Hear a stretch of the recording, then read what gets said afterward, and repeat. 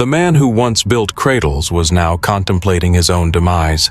Thaddeus Cornelius plunged the weathered shovel into the parched Arizona earth, each motion burdened with the crushing weight of a father's guilt. The grave neared completion, mirroring the gaping emptiness that had consumed him for the past agonizing months.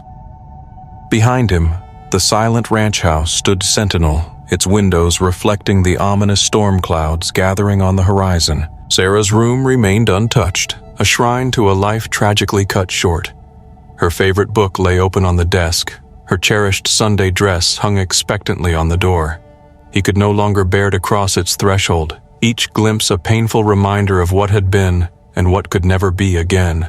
The horrifying accident replayed endlessly in his mind, a fractured film loop of terror. The unleashed power of a runaway horse, Sarah's joyous laughter transforming into desperate screams, his own agonizing helplessness as he watched his precious daughter vanish beneath pounding hooves.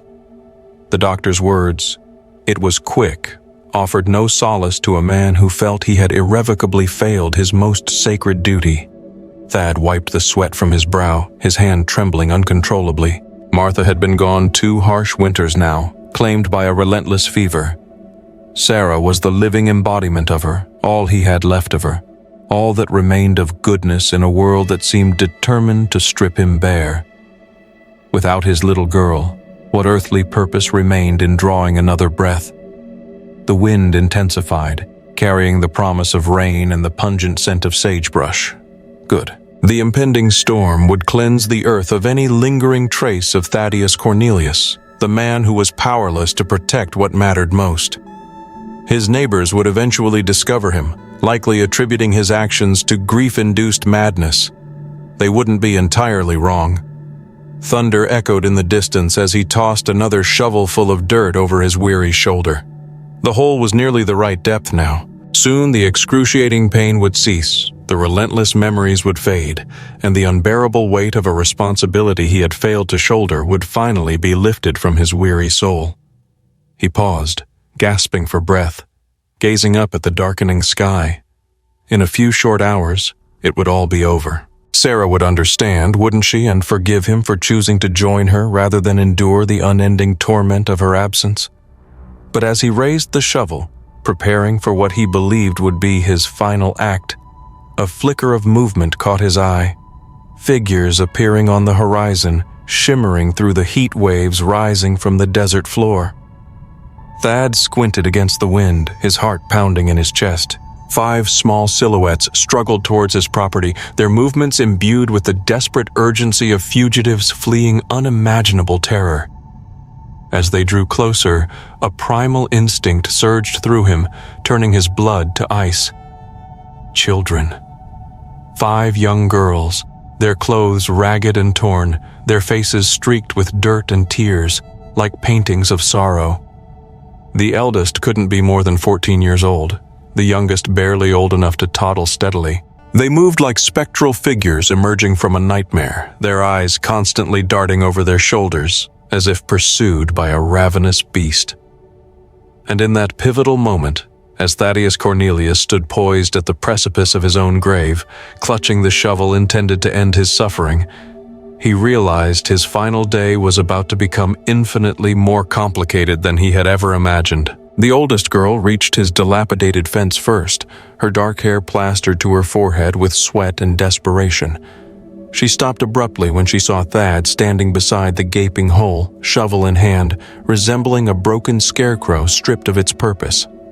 Her eyes widened, not with fear of him, but with a haunting recognition of the act he was about to commit. "Mister!" she called out, her voice cracking like the dry earth beneath their feet. "Please don't do it." Thad's grip tightened on the shovel handle, his knuckles white. Of all the scenarios he had envisioned for his final moments, encountering witnesses, especially children, was certainly not among them. God, why did it have to be children? The girl skillfully navigated the loose fence rails with practiced ease, the 4 smaller ones following close behind like a flock of lost sheep. Up close, he could see they were in far worse condition than he had initially perceived. Their feet were lacerated and bleeding from walking barefoot across the unforgiving desert terrain.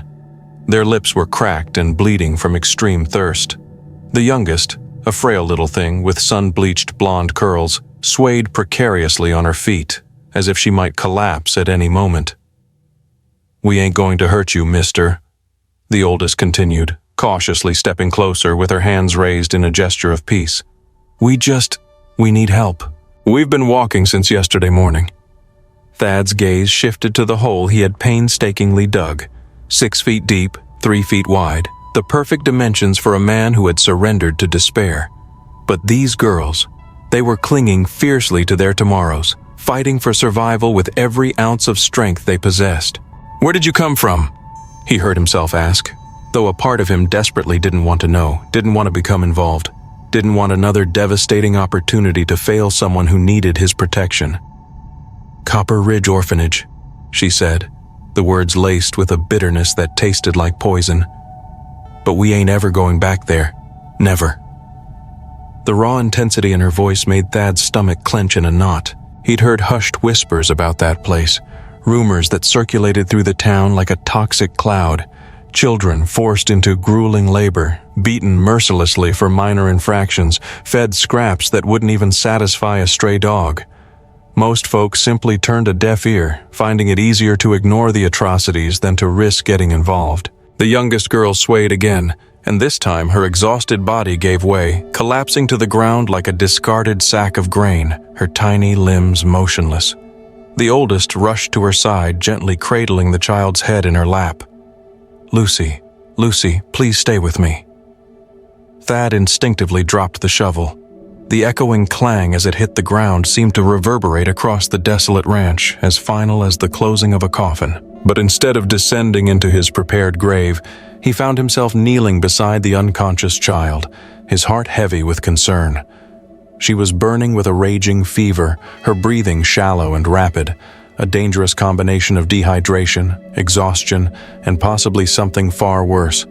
Without water and shelter, she wouldn't survive another hour in this brutal heat. "How long has it been since she had water?" Thad asked urgently.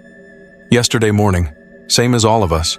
He looked at the remaining 3 girls standing behind their self-appointed leader. They were all swaying now, holding each other upright through sheer force of will. Their eyes reflected a desperate, flickering hope that pierced his chest with a different kind of ache than the grief that had been his constant companion. These children were dying right here, right now. They were slowly dying, and he was faced with an agonizing choice: allow them to perish while he embraced his own death, or postpone his own plans and attempt to save theirs. Thunder roared ominously overhead, closer now. The storm was inevitable, whether he lived to witness it or not. But these girls, they desperately needed shelter from its fury. They needed water to quench their parched throats. They needed someone to shield them from the unknown terrors they were fleeing. Thad Cornelius had failed to save his own beloved daughter. The agonizing question that would haunt him until his dying breath was this: would he fail to save these 5 vulnerable children as well? Thad gently scooped the unconscious girl into his arms, her small body weighing practically nothing, like holding a newborn calf. The decision was made, an instinctive response overriding his despair. Death could patiently wait. These children couldn't. "Follow me," he told the oldest girl, already striding purposefully toward the dilapidated ranch house. Quickly, inside, the house felt suffocating, like a tomb. Dust motes danced lazily in the weak sunlight filtering through grimy windows. He hadn't bothered to clean anything since Martha passed, hadn't seen any point in it. But now, carrying this dying child, the shameful neglect weighed heavily on him. He gently laid Lucy down on the worn kitchen table, her burning fever radiating through his shirt. The oldest girl hovered anxiously beside him, never taking her eyes off Lucy. The other 3 collapsed into nearby chairs, their remaining strength completely depleted. "What's your name?" Thad asked as he pumped fresh water into a basin. "Cora May," she said, never breaking her gaze from Lucy. "That's Lucy. Then there's Emma, Violet, and the littlest one's Rose." Thad dampened a clean cloth and carefully pressed it to Lucy's burning forehead. The child's eyelids fluttered open, her eyes unfocused and glassy. Where are we?" Lucy whispered weakly. "Safe," Cora said quickly, reassuringly. "We're safe now." But even as she spoke the comforting words, Thad noticed her glancing nervously toward the window, her expression betraying her fear. These girls weren't just running to a new location. They were running from someone or something that instilled a primal terror in their hearts. And whatever it was, it frightened them far more than the prospect of dying alone in the unforgiving desert. He brought water cups to each of the girls, watching them drink with the desperate gratitude of the near dead. Rose, the youngest, couldn't have been more than 6. Her small hands shook so violently she could barely manage to hold the cup steady. "How far behind are they?" Thad asked quietly, his voice low and serious. Cora May's face paled visibly. Thad recognized the haunted look of someone being hunted. He'd witnessed it during the war, etched on the faces of soldiers who'd been separated from their units. "How far?" "We got maybe a half-day head start. Mr. Garrison took some men and went to town for supplies yesterday. When we heard he was coming back today," she shuddered violently, "we knew we couldn't wait no more." Thad's jaw tightened, his hands clenched into fists. Silas Garrison owned the orphanage, though owned was far too generous a term to describe what he did to those children. The man was a despicable vulture, greedily accepting government money to care for orphaned children while simultaneously treating them worse than slaves. Thunder crashed deafeningly overhead, rattling the windows in their frames. The storm was almost upon them now, which was both a blessing and a curse. It would obliterate the girls' tracks, making it harder to follow them, but it would also effectively trap them all inside this isolated house together. "Mr. Cornelius," Cora May started, her voice hesitant. "Thaddeus, just call me Thad. Cornelius. Mr. Cornelius, we don't expect nothing from you. Just let us rest here until the storm passes. Then we'll move on. We won't bring no trouble to your door." Thad looked at her, really looked at her, seeing beyond the dirt and the fear. She was desperately trying to be brave, trying to protect the younger ones even though she was just a child herself. The immense weight of responsibility resting on her 14-year-old shoulders brought back a painful flood of memories of Sarah, who had always been so compassionate and eager to care for any injured animals they found wandering on the ranch. "Where exactly were you planning to go?" he asked, his voice softening with concern. Cora May's carefully constructed composure crumbled momentarily before she quickly pulled it back together. "We don't know. Just away. Somewhere where he can't find us." The first fat raindrops splattered against the dirty windows. Soon, this isolated place would become an island in a raging sea of mud and lightning. And somewhere out there, Silas Garrison and his ruthless men were relentlessly pursuing them. Thad realized he was facing another critical choice, one that would determine whether he would remain the broken, defeated man who had been digging his own grave only an hour ago, or transform into something else entirely. The rain began in earnest, drumming against the roof like a relentless barrage of bullets. Thad moved to the window and peered through the growing gloom. In the distance, barely visible through the blinding sheets of rain, he could make out the distinct silhouettes of riders approaching, 6 men on horseback, their movements imbued with the grim determination of bounty hunters. "They're here," he said quietly, his voice devoid of emotion. Cora shot to her feet, her face as white as bone. "We have to run. We have to try to lose them in this storm." Thad gestured toward the window where a jagged bolt of lightning split the sky. "You'd be dead before you made it past the fence line." The younger girls began to whimper, their eyes wide with terror. Rose started crying softly, the sound small and broken. Emma, who couldn't have been more than 10, pulled her close, trying to offer some comfort. "There's a root cellar," Thad said, thinking quickly. "Behind the pantry. You can hide there." "What about you?" Cora May asked, her voice trembling with fear. Thad looked at her, this brave, resilient girl who had been forced to grow up far too quickly. He thought about Sarah, about her unwavering determination to stand up for any creature that couldn't protect itself. He thought about Martha, who had taught him that some battles were worth fighting, even when the odds were stacked against you. "I'll handle Garrison." The thunderous sound of hoofbeats grew louder, splashing through the muddy yard. Thad helped the girls into the cramped cellar, a musty space that smelled faintly of old potatoes and damp earth. Lucy was conscious now, but still incredibly weak, leaning heavily on Violet for support. "No matter what you hear," Thad told them sternly, "don't you dare come out of here until I come for you, understood?" Cora May nodded slowly, but her eyes held a deep question that tightened his chest with guilt. She was wondering if he would betray them, if he would trade their freedom for his own safety. The fact that she even had to consider that possibility, that trust had been beaten out of her by adults who should have been protecting her, made him angrier than he had been since Sarah died. Heavy boots stomped onto his porch, the sound echoing in the tense silence. Thad closed the cellar door and dragged a heavy sack of flour over it, concealing it from view. Then he positioned himself in the kitchen doorway, bracing himself for the inevitable confrontation, just as someone pounded violently on his front door. "Open up, Cornelius! We know you're in there!" Thad instantly recognized Silas Garrison's voice, rough as sandpaper and twice as abrasive. He'd met the man a few times in town, and each encounter left him feeling like he needed to scrub himself clean. Thad slowly opened the door, his expression carefully neutral. Garrison stood on the porch, rainwater streaming from the brim of his hat. Behind him, 5 men with guns and menacing expressions crowded under the small overhang, their eyes gleaming with malice. "Hell of a day for a ride," Garrison grunted, his voice dripping with sarcasm. "Cut the pleasantries, Cornelius. We're tracking 5 runaway girls. We saw them heading this way about an hour ago." Thad leaned casually against the doorframe, effectively blocking their view into the house. "Haven't seen anybody. I've been out back all day working." Garrison's eyes narrowed suspiciously. "Is that so? Mind if we take a look around? Just for your own protection, of course. These girls are incredibly dangerous. They might even be armed." The lie was so blatant it almost made Thad laugh. 5 starving, exhausted children, armed and dangerous.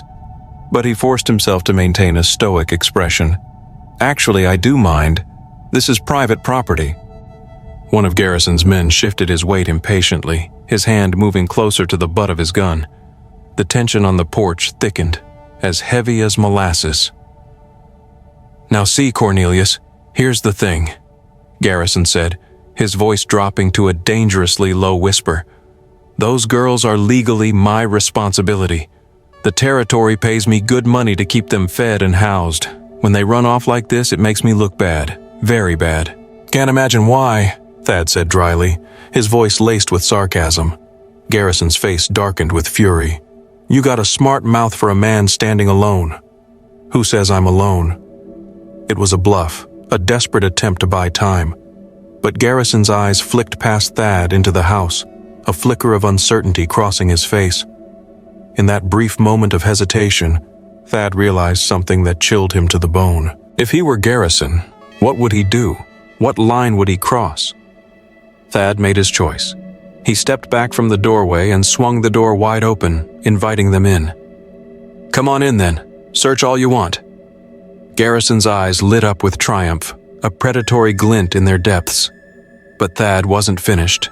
As the men filed past him, dripping mud across Martha's meticulously cleaned floors, he added, "But I'll be writing a letter to the territorial governor first thing tomorrow morning about how you managed to lose 5 children under your supposed care." Garrison froze in his tracks, halfway through the doorway. What's that supposed to mean? Well, if those girls were so incredibly dangerous that they needed armed men to hunt them down, why weren't you watching them more closely? And if they weren't dangerous? Thad let the loaded implication hang in the air like a shroud. The other men looked visibly uncomfortable now. They'd signed on to collect runaway orphans, not to face uncomfortable questions from territorial authorities regarding child welfare violations. "You're walking on thin ice, Cornelius," Garrison snarled, his face contorted with rage. "So are you." Thad met his menacing gaze steadily, refusing to back down. Funny thing about thin ice, it tends to break under pressure, and I have a feeling that when folks hear about 5 little girls running barefoot through the desert in order to escape your care, there's going to be plenty of pressure applied. One of Garrison's men cleared his throat nervously. "Boss, maybe we should—" "Shut up, Crawford!" Garrison pushed his way deeper into the house, his heavy boots leaving muddy prints on the polished wooden floors. "Search everywhere. Check every room, every closet, every corner. Leave no stone unturned." Thad followed them closely as they ransacked his home. They overturned furniture in the parlor, carelessly tore through Martha's cherished sewing basket, and even pulled books from the shelves in Sarah's room, their actions a desecration of his memories. Each act of violation made his anger burn hotter, but he forced himself to remain calm, knowing that the girl's safety depended on his restraint. They were in the kitchen now, the last room before they inevitably discovered the hidden cellar. Garrison deliberately kicked at the flour sack that concealed the door, and Thad's heart nearly stopped beating. But the man was clearly looking for obvious hiding places. Under the table, behind the old stove, inside the pantry itself. "Nothing here," Crawford said, wiping rain from his face with the back of his hand. "Check it again," Garrison snapped, his voice laced with impatience. "They came this way. I can smell their fear." That's when they heard it. A soft, muffled cough coming from beneath the floorboards. Lucy's fever had spiked, and her weakened body couldn't suppress the cough. Garrison's head snapped up like a wolf catching the scent of its prey. His eyes locked onto the flour sack, and a cruel, predatory smile spread across his face, revealing his yellowed teeth. "Well, well, what do we have here?" He kicked the sack aside with a brutal motion, exposing the hidden cellar door. Thad's hand moved instinctively toward the hunting knife sheathed at his belt, but he was hopelessly outnumbered, 6-1. Even if he managed to take down Garrison, the other men would quickly overpower him and capture the girls. "Open it!" Garrison ordered, his voice leaving no room for argument. Thad remained motionless, refusing to comply. "I said, search the house, you idiot. Don't play word games with me, Cornelius." The cellar door creaked open slightly on its own, and Cora's head emerged, her young face etched with a fierce determination that reminded Thad painfully of Sarah. "We're here," she said quietly, her voice filled with a quiet resolve. "Don't hurt him. This ain't his fight." The 4 younger girls slowly climbed out behind her, huddling together like frightened rabbits seeking warmth and protection. Lucy was barely conscious, supported on either side by Emma and Violet. Rose clung tightly to Cora May's torn dress, her eyes wide with terror. Garrison's laugh was as ugly and grating as a buzzard's cry. "You actually thought you could outsmart me, did you? Crawford, get the ropes. We're taking them back where they belong, now." "No!" Thad shouted, the word erupting from his throat with the force of a physical blow. Garrison turned to face him with mock surprise. "No? And who exactly is going to stop me from doing what needs to be done here?" "I will if I have to." The suffocating silence stretched as taut as a bowstring, broken only by the relentless drumming of the rain on the roof. Outside, a flash of lightning illuminated the kitchen windows, casting everything in stark shades of black and white. 6 heavily armed men arrayed against one middle-aged rancher with seemingly nothing left to lose. But as Thad looked at those 5 vulnerable girls, at their raw terror, their abject exhaustion, their desperate hope that someone might finally stand up for them and defend them, he realized something profound that irrevocably changed everything. He wasn't the same broken, defeated man who had been digging his grave only 2 hours ago. Something deep inside him had reawakened when these lost children appeared. Something he had mistakenly believed had died with Sarah. The question wasn't whether he could help them, but whether he would.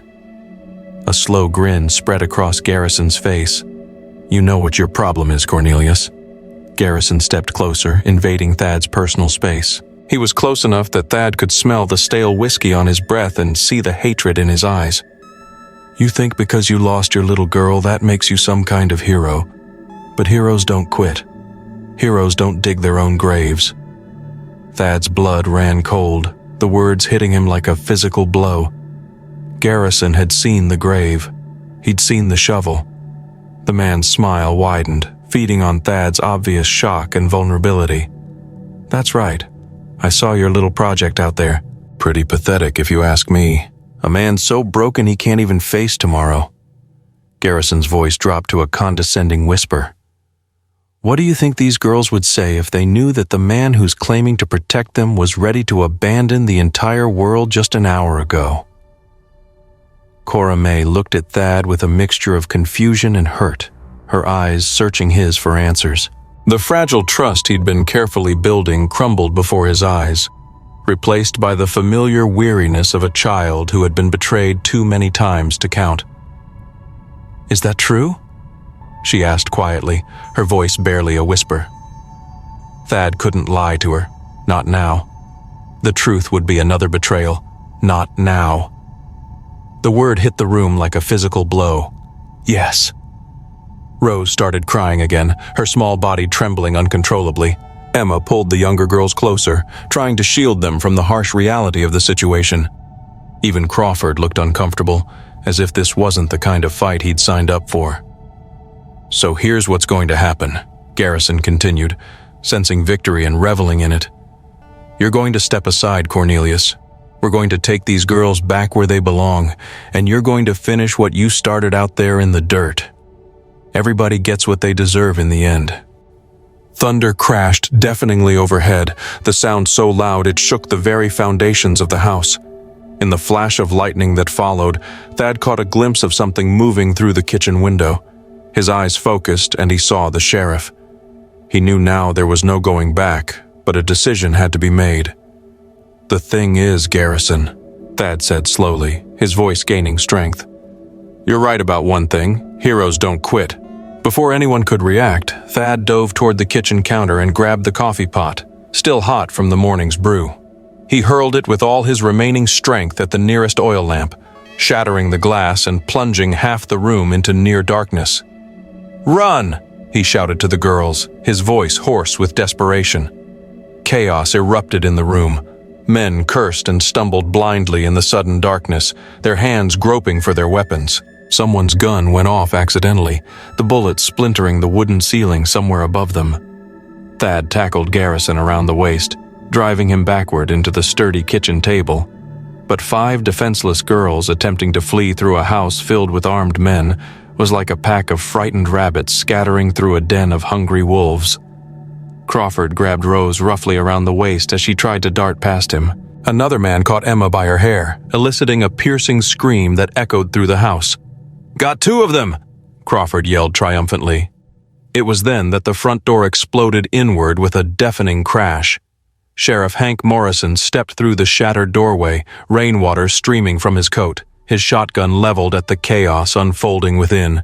Behind him, 3 deputies charged into the house, their weapons drawn and ready. "Drop your guns now!" Morrison roared, his voice cutting through the pandemonium like a knife. The fighting stopped abruptly, as if someone had thrown a switch and silenced the violence. Even in the dim light, Morrison's commanding presence filled the room, suffocating any remaining resistance. Garrison tried to sound outraged rather than caught in the act. "These men were helping me retrieve stolen property, runaway orphans from my facility." Morrison's eyes swept slowly around the room, taking in the cowering children, the overturned furniture, the shattered glass. When his gaze landed on little Rose, still trapped in Crawford's arms and crying uncontrollably, his face hardened into an unyielding mask of anger. "Stolen property, you say?" Morrison's voice could have frozen the depths of hell. "Deputy Walsh, what did Judge Henderson tell us just yesterday about all the complaints that have been filed against the Copper Ridge orphanage?" A young deputy stepped forward from behind Morrison and spoke up nervously. "He said there was going to be a full investigation, Sheriff. The territory is sending inspectors to the facility next week." Garrison's face paled visibly. That's not relevant to anything at all." "It's plenty relevant to me," Morrison said, his voice unwavering. He stepped closer to Crawford, who was still holding Rose captive. "Let go of that child right now, son." Crawford looked desperately to Garrison for guidance, but his boss was already mentally calculating his chances of escape. The man reluctantly released Rose, who immediately ran straight into Cora May's waiting arms. "Now then," Morrison said, his shotgun never wavering. "Mr. Cornelius, would you care to explain to me why there are 5 frightened children cowering in your kitchen and 6 armed men inside your house who ain't supposed to be anywhere near this place?" Thad looked at Cora May, at the glimmer of hope slowly returning to her young face.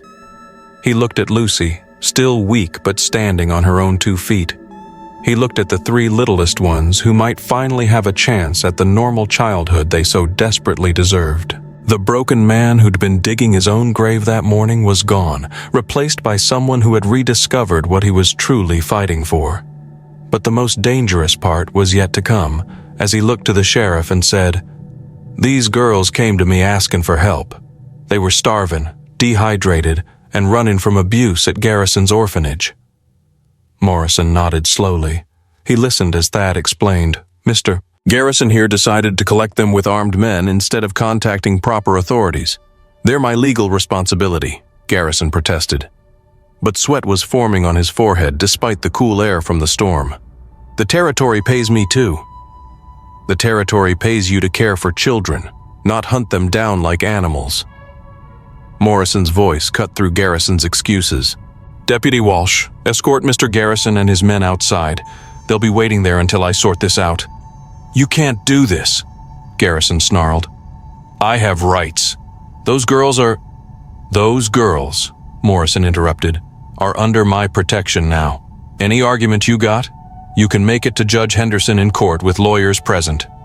As the deputies herded Garrison's men toward the door, Crawford leaned close to his boss and whispered something Thad couldn't hear, but he saw Garrison's eyes narrow. Saw the cold calculation that replaced his earlier bluster. The man wasn't done, not by a long shot, after the room cleared, except Morrison, Thad, and 5 girls. The sheriff holstered his weapon and knelt down to Rose's level. "You girls okay? Anybody hurt you?" Rose shook her head but didn't speak. "We're okay, sir. Mr. Cornelius gave us water and shelter. He didn't hurt us none." Morrison glanced at Thad. So there we have it, the beginning of Thaddeus's unexpected turn. From digging his own grave to facing down Silas Garrison and his men, he's suddenly thrown back into the fight for life, not just his own, but the lives of those 5 desperate girls. It's a powerful reminder that even in our darkest moments, when we feel like we have nothing left to offer, hope and purpose can arrive in the most unexpected ways. It seems the most profound acts of kindness, redemption, and purpose often arise when we least expect them. What do you think will happen next? Will Thaddeus find a way to protect the girls from Garrison? How will this encounter change him? I'd love to hear your thoughts and predictions in the comments below. And if you enjoyed this and want to see where Thaddeus's story goes, be sure to subscribe so you don't miss the next installment. Let's discuss.